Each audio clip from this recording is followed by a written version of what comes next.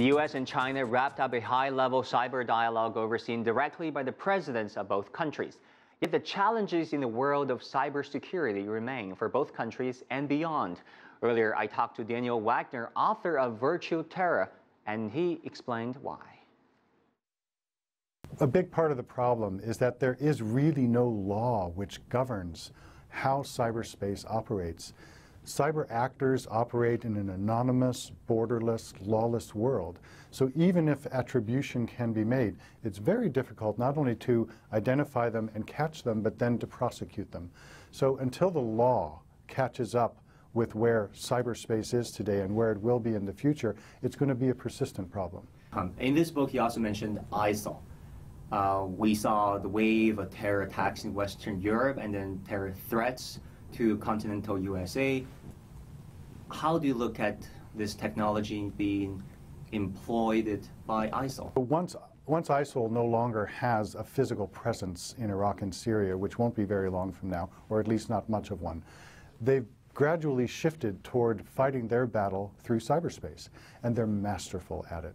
They've been developing this approach for many years, and they could actually teach governments a lot about how you can fight a battle over the airways. They fight a cyber jihad. They have adherents from all around the world, millions of people who follow them. And no matter how the technology changes, they always find a way to communicate with each other. Alleged Russian hacking of U.S. elections last year. Of course, there's counter-accusation from the Russian government. How do you look at evidence and this war of words from both sides? As I discuss in the book, it's very difficult to attribute with any clarity and absolute certainty who has done what, because governments especially, who are very advanced in this subject, have the ability to attribute actions that they have taken to someone else. So when there's a question raised about whether Russia was actually responsible for hacking of the DNC and other actions during the election, it's very difficult to provide proof. And until the proof is provided, I guess the question will remain open-ended. In the sphere of social media, people are tweeting these days, they're posting messages on Facebook, they're using Instagram and LinkedIn. What will be your advice to them? And the truth is that anyone with a smartphone, anyone with a laptop, can become a victim of cyber terrorism. Your smartphone can become activated by microphone, by video, anytime, and you'll never even know it.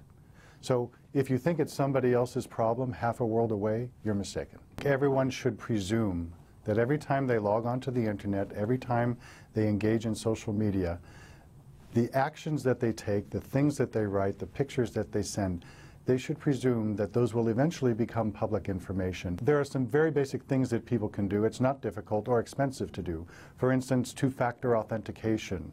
For example, changing your passwords frequently and downloading the latest software updates. All of that can be done.